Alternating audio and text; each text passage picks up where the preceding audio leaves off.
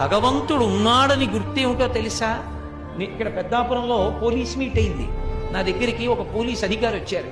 వచ్చి నాకు ఆయన భగవంతుడు ఉన్నాడు అనడానికి, గురువుగారు నేను చదువుకున్న చదువు, నేను చేస్తున్న ఉద్యోగమే సాక్ష్యం అన్నాడు. నేను తెల్లబోయి అది ఎలా అన్నాను అంటే ఆయన అన్నాడు, నేను వేలిముద్రల నిపుణుణ్ణి గురువుగారు. అమ్మ కడుపులో ఉండగా 4వ నెలలో వేలిముద్రలు ప్రారంభం అవుతాయి. ప్రారంభమైన వేలిముద్రలు 6వ నెల వచ్చిన తరువాత బాగా ముద్రలన్నీ గట్టిగా ఆ వేళ్ల చివర ఏర్పడతాయి. అమ్మ కడుపులో 6వ నెలలో ఏర్పడినటువంటి వేలిముద్రలు మళ్ళీ ఎప్పుడు పోతాయంటే శవమైపోయిన తర్వాత కూడా పోవు.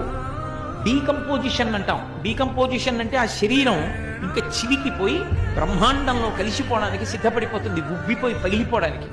అలా వికారమును చెందిపోయిన తర్వాత అప్పుడు మాత్రమే వేలిముద్రలు మారతాయి. అప్పటి వరకు వేలిముద్రలు మారవు. ఒక్క వేలిముద్ర ఇలా స్మైల్ అండ్ సైలెన్స్ అవి రెండు చాలా పవర్ఫుల్ వర్డ్స్ కదా. am I right or wrong? ఒక చిన్న నవ్వు చాలు ప్రాబ్లమ్స్ అన్నీ సాల్వ్ అవ్వడానికి. అదే సైలెంట్గా ఉంటే చాలు ఏ ప్రాబ్లమ్స్ రాకుండా ఉండడానికి. ఏమంటావు? నిజమా కదా?